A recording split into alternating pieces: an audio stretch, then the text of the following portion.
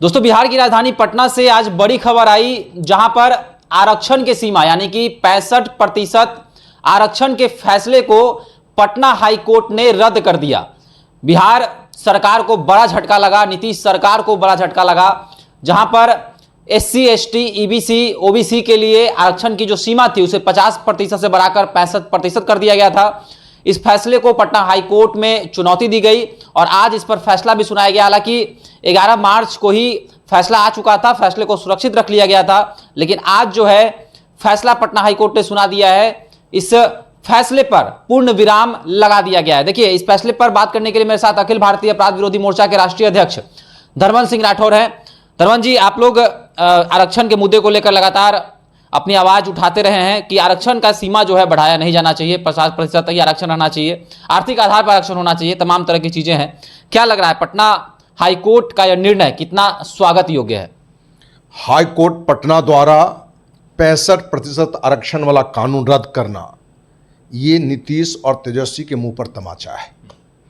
क्योंकि नीतीश तेजस्वी कहीं ना कहीं 50% से 65% आरक्षण करने के पीछे जातीय उन्माद फैलाना था। सिर्फ वोट की राजनीति के कारण 50 से 65%। पूरे देशवासियों को इस बात से अवगत होना पड़ेगा कि जब संविधान का निर्माण हुआ था, जो संविधान निर्माता थे, भीमराव अम्बेडकर हो या उनकी सहयोगी टीम हो, उन्होंने उस समय सामाजिक और शैक्षणिक आधार पर बनाया था। लेकिन उस समय बड़ा स्पष्ट था कि हर 10 साल पर आरक्षण की समीक्षा की जाएगी। लेकिन वो केंद्र में किसी की सरकार हो, राज्य में किसी की सरकार हो, वोट की राजनीति के कारण ये सभी कभी आरक्षण की समीक्षा जरूरी नहीं समझा, बल्कि अपने वोट के कारण आरक्षण में अपना खेल खेलते रहे।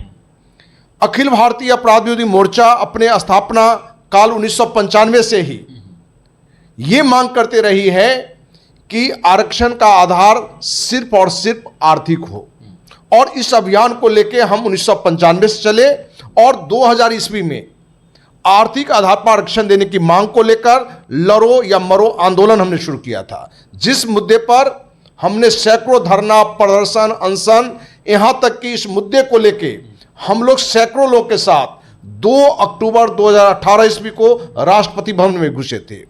अंततः केंद्र सरकार के 4 स्टेट में दबाव बनने के कारण, हार के कारण भाजपा सरकार को निर्णय लेना पड़ा आर्थिक आधार पर 10% आरक्षण का। आज जिस समाज को भी आरक्षण मिल रहा है, उस समाज के जो संपन्न लोग हो चुके हैं, वो नेता हैं, विधायक हैं, सांसद हैं, मंत्री हैं, मुख्यमंत्री हैं, केंद्रीय मंत्री हैं, IAS IPS हैं, बड़े डॉक्टर हैं, बड़े इंजीनियर हैं, उद्योगपति हैं, तो आज आरक्षण की समीक्षा ये होनी चाहिए कि इन संपन्न लोगों को आरक्षण से अलग करना चाहिए।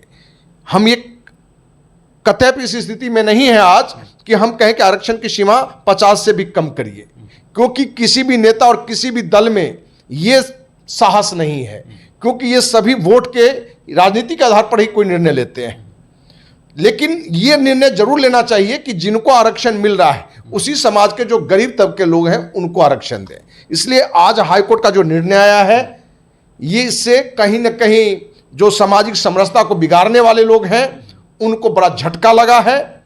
क्योंकि नीतीश कुमार और तेजस्वी यादव, लालू यादव, ये जो भी गुट हैं, कहने के लिए अलग गठबंधन हो, लेकिन कहीं ना कहीं जातीय विद्वेष फैलाने में इनका बड़ा योगदान रहता है। ये जात पात की राजनीति करते हैं। यदि ये बहुत बड़े शुभचिंतक हैं तो नीतीश कुमार ने मुख्यमंत्री पद से इस्तीफा दे दे और किसी SC ST को अस्थायी रूप से मुख्यमंत्री बना दे। लालू यादव, तेजस्वी यादव 100% आरक्षण अपने परिवार में ले लिया है कि हम ही सांसद बनेंगे, हम ही मंत्री बनेंगे, हम ही विधायक बनेंगे। तो जो भी राजनेता इस तरह की घटना को सपोर्ट करते हैं, इस तरह के निर्णय को सपोर्ट करते हैं, उसका बिल्कुल विरोध होना चाहिए। और हाईकोर्ट का जो निर्णय आया है, 65% वाला निर्णय को खत्म किया गया है, उसका स्वागत होना चाहिए। अच्छा, अशोक चौधरी बिहार सरकार में मंत्री हैं, उनसे जब सवाल पूछा जा रहा है तो कह रहे हैं कि अब हम सुप्रीम कोर्ट जाएंगे, अब हम लोग उस पर अध्ययन करेंगे और सुप्रीम कोर्ट में जो है हम लोग फिर से वहाँ पर पीआईएल दाखिल करेंगे या फिर वहाँ पर सुप्रीम कोर्ट को इस फैसले, पटना हाईकोर्ट के इस फैसले को चुनौती सुप्रीम कोर्ट में दिया जाएगा? क्या कुछ कहेंगे? क्या सुप्रीम कोर्ट इसी फैसले को सुनाएगी या फिर कुछ बदलाव हो सकता है? मंत्री अशोक चौधरी भी जातीय विद्वेष फैलाने वाले कोर टीम के सदस्य हैं, जातीय उन्माद फैलाने वाली टीम के सदस्य हैं। ये नीतीश की ही टीम है, चोर टीम है। ये फिर से वोट की राजनीति की बात करेंगे। आप सुप्रीम कोर्ट जाइए, आपका स्वागत है, लोकतंत्र है, लेकिन आपको स्पष्ट बता दें, उच्चतम न्यायालय में भी इनको मुंह पर तमाचा लगेगा। जो उच्च न्यायालय का निर्णय है उसी निर्णय पर यथावत सुप्रीम कोर्ट का भी निर्णय आएगा। और हम देशवासी से भी कहना चाहेंगे कि वोट की राजनीति में, नेताओं के खेल में, क्योंकि बिहार में जातीय गणना कराया गया और उसका उद्देश्य 100% वोट की राजनीति थी और वो भी गणना गलत किया गया। सही जो बताया गया है वो कहीं से सही भी नहीं है। और जातीय गणना में करने के जगह पर नीतीश तेजस्वी की उस समय सरकार थी, ये लोग ये गणना करते कि बिहार स्वतंत्रता के समय से लेकर आज भी सबसे गरीब है, सबसे पिछड़ा है और आज बिहार में कितने लोग गरीब हैं और उनका क्या निवारण हो उस पर ध्यान देना चाहिए। लेकिन सिर्फ वोट की राजनीति, ये दोनों कहीं ना कहीं ये सोच में थे कि हम दोनों सत्ता में निरंतर बने कैसे रहें और क्या उसके लिए करें। और इसी को राहुल गांधी ने भी केंद्र में दिया कि मेरी सरकार बनेगी तो हम पूरे देश में जातीय गणना कराएंगे।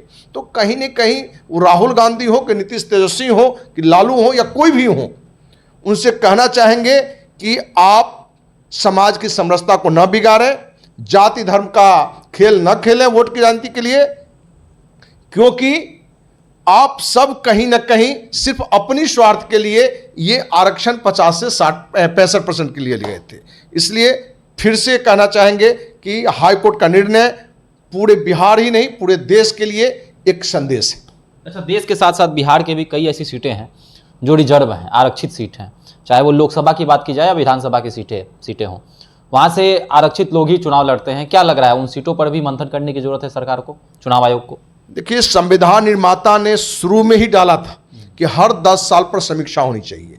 अब जरूरत है और आपको विश्वास दिलाते हैं कि अखिल भारतीय अपराध विरोधी मोर्चा जो आरक्षित सीट है उसका भी विरोध करेगी और आरक्षित दो, लेकिन आर्थिक आधार पर दो।